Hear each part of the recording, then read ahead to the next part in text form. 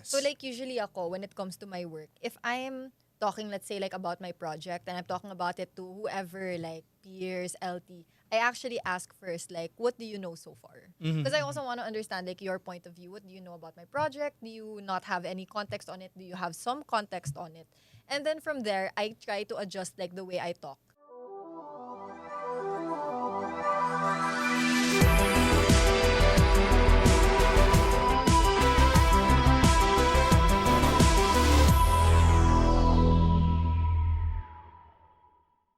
Welcome to Kao Computer. And our topic for this episode is public speaking for tech leaders. So, first question, what's your first speaking experience and how did you overcome fear? Okay, sige, I can start. My first public speaking experience was with the AWS community. So, I used to intern before at AWS, and then I met people there. They eventually invited me to like give a talk. And I think if I recall correctly, my talk was about like my internship experience, how it was like. How did I overcome any fears? Honestly, I was nervous before that. Naturally, I'm actually very shy. Like extroverted ako, but I'm very shy by default. So I remember, parang before that, I was thinking like, shocks, what if like something goes wrong? What if I mess something up? But then in the end, I was thinking, nobody's gonna remember if you like mess it up, unless you mess it up really badly. So like, parang just kind of self-talk na it's gonna be fine. Kaya naman. How about you? Um, well, mainly, ako kasi yung role ko talaga, technical trainer. So, I need to do the public speaking lagi. Ganyan. And, siguro first time na nagkaroon na lang ako ng public speech na it's more of a tech talk was for a webinar for Cloud School. And, that was an opening for the whole Cloud School as a brand. And there are a lot of people. It was also held at Arthaland as well. And then from there, yung fear was actually hindi na siya masyadong malaki. Kasi nga, I've been teaching for 4 years before that in the electronics engineering industry. And then, may nagsabi sa akin before. Sabi niya sa akin, if you're nervous in front of the crowd, isipin mo daw na hubad yung mga tao sa harap mo. Have you heard of So that? oddly specific, no. have you That heard was of that? that was in an episode of The Simpsons. Really? don't know. I have never heard of this. Yeah. It says that if ever you're nervous in front of the crowd, just imagine that they're all nudes out there. And I said, that's not going to help. Especially me, I'm not going to focus on that. So, there was this idea from I think it's from Kobe Bryant as well. He said that if you're going to a game and you're nervous, it means that you're unprepared. So you didn't prepare enough. So the thing is about you being there in the stage. You just need to prepare beforehand. So prepare and prepare and prepare, because the more you prepare, it's inversely proportional with the thing Yeah, that I you agree. I agree actually, yeah. Because the more confident you are with yourself, na alam mo yung sasabihin mo in front of the people, and then you're less You're gonna nervous. flow. Yeah. Yeah. How All about right, I could probably go next. I will date myself with this response. My first speaking engagement was in 2007 with Philippine.net Users Group, sa Microsoft Office. All right, some of you were infants at that time. Pero yun, that experience, I was having cold sweats. I was butterflies in your stomach, cold sweats. You're freaking out. And it's something that didn't go away probably until my siguro 10th talk na. Yun. It was something that was always present, even though in the subsequent months that I was volunteering to talk for the user groups. And then after that, I stayed on for 15 years siguro sa community, and it became second nature until one day I realized I've done 100 talks, and if somebody pulled me in and said, "Oh, one of our speakers didn't show up," sige, I'll talk about something. That's so Yun. nice. Yeah, you just get used to it. Practice makes perfect. That's and yun talaga, it's really just a matter of mindset and getting used to it, having the practice and having it. It's as if any other skill, di ba? Yes. There's a mastery element to it. Sa akin, first speaking engagement ko was with, I guess with, ano yata yun, with React. Ay, tama. Sorry, with Flutter pala, Flutter Philippines. Nag-share yata ako ng about PWA na rin, Progressive Web App. So, siguro, medyo na-overcome ko yun by just being, alam mo yun, sobrang enthusiastic mo lang. Like, you're so lucky na yung tinutok natin yung gusto nating sabihin. Yeah. Kaya nung parang nandun na ako sa moment na yun, parang kinakabahan talaga ako. Pero parang sobrang pump na din ako. Kaya parang medyo nawala na rin. So siguro just bringing your excitement. Pag ganun na parang na-smooth out na, or kung may maliman, parang natatabunan na siya nung excitement mo about sharing it. So speaking of, yun nga, sharing most of us parang tech, no? How do you make your topics or yung mga talk nyo na less technical, less complex? Lalo na yung mga, sometimes yung audience mo are not as techy as you are. For me, the key is analogies. It's very, very important because we in the tech industry, marami hindi nakakaget sa atin. And you feel like nerdy kapag ginamit mo yung mga terms natin, diba? And one of my goals personally is that to spread awareness, specifically, for example, for tech security, for tech industry, like for example, ethical way and how you handle AI as well.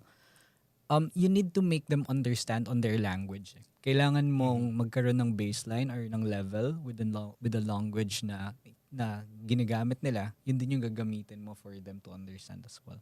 So I believe analogy talaga yan. Kasi I believe na kapag ka nagpa-public speak ka, kailangan yung pinakang speech mo, kaya din siyang maintindihan kahit ng 4th grader.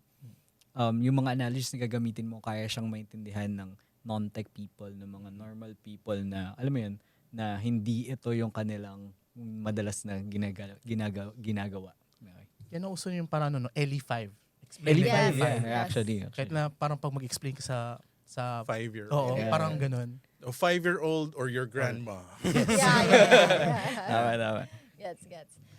Me, in my case, I think my number one tip would be to know your audience. Yes. So like usually ako, when it comes to my work, if I'm talking, let's say like about my project and I'm talking about it to whoever, like peers, LT, I actually ask first, like, what do you know so far? Because I also want to understand like your point of view. What do you know about my project? Do you not have any context on it? Do you have some context on it?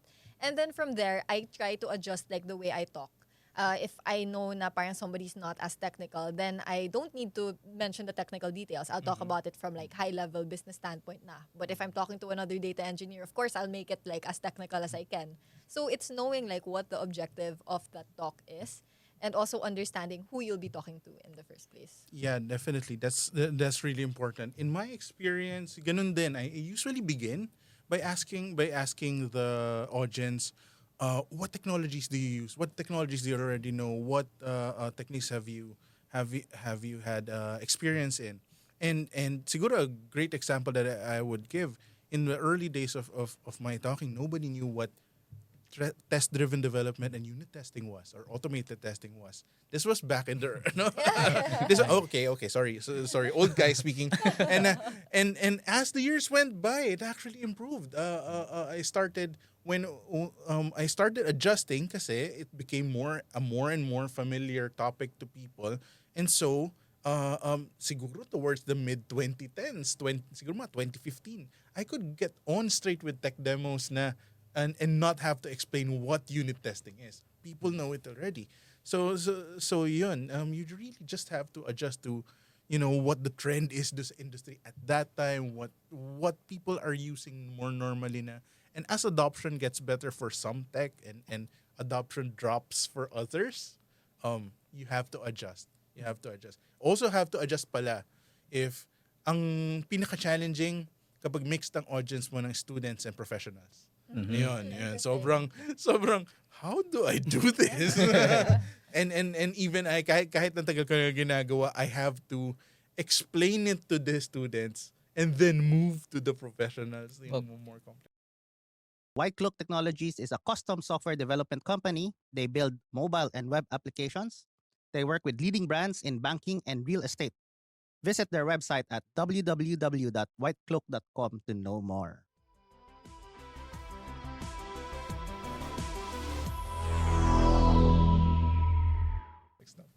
Funny enough, I had this experience na nagkaroon ako ng ganyan, yung students tsaka yung professionals.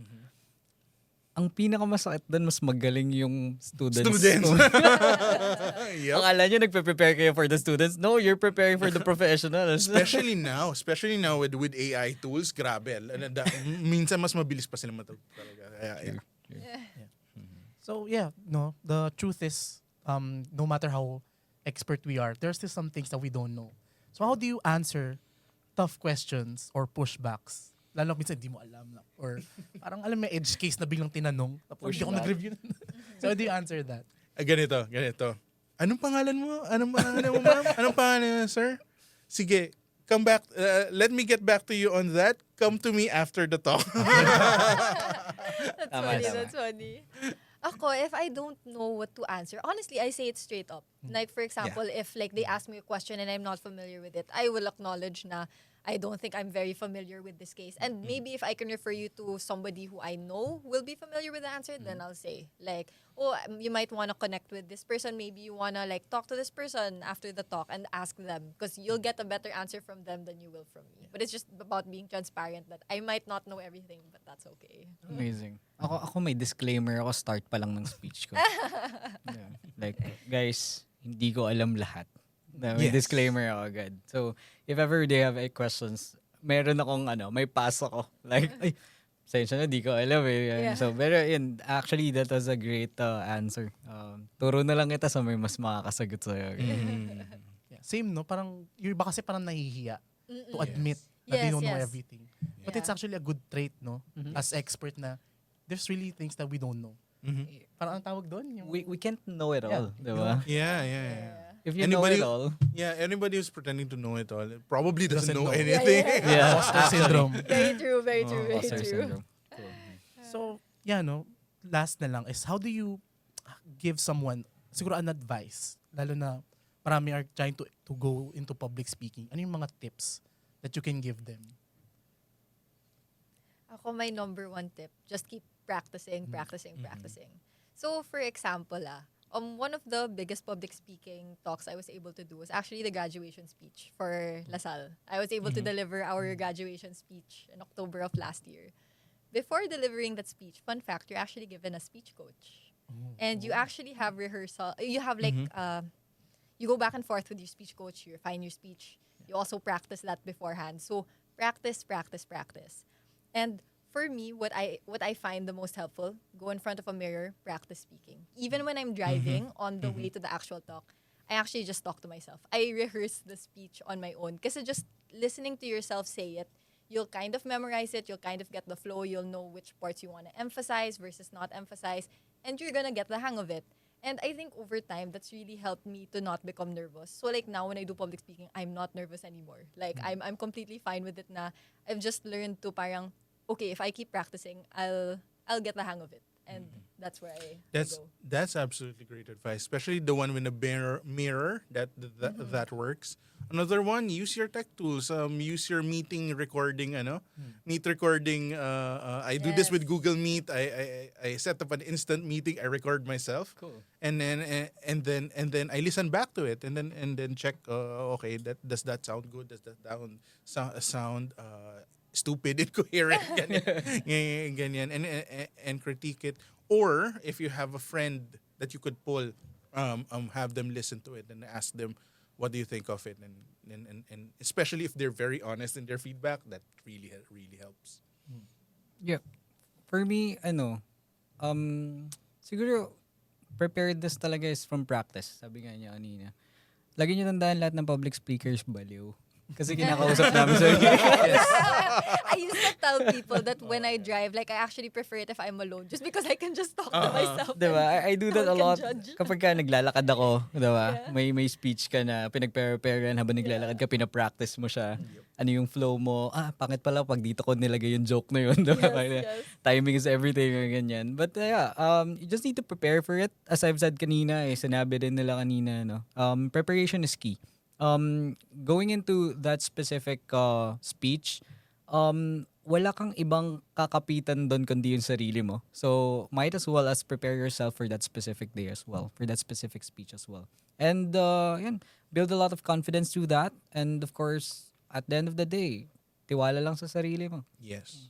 Kausapin mo sarili mo, tapos sabihin mo nagtitiwala ka sa kanya. And sometimes, you'll be shocked kung gaano ka-negative yung sarili mo about yourself as well.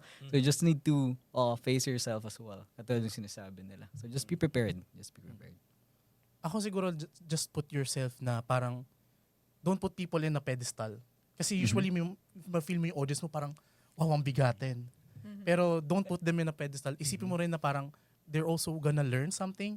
Yun nga, kasi hindi naman alam ng ibang tao lahat eh. Yes. So for sure they're gonna get something from you, and yun na lang isipin mo as unlike na parang ay wow, alam nila lahat, parang baka maliitin nila ako mamaya.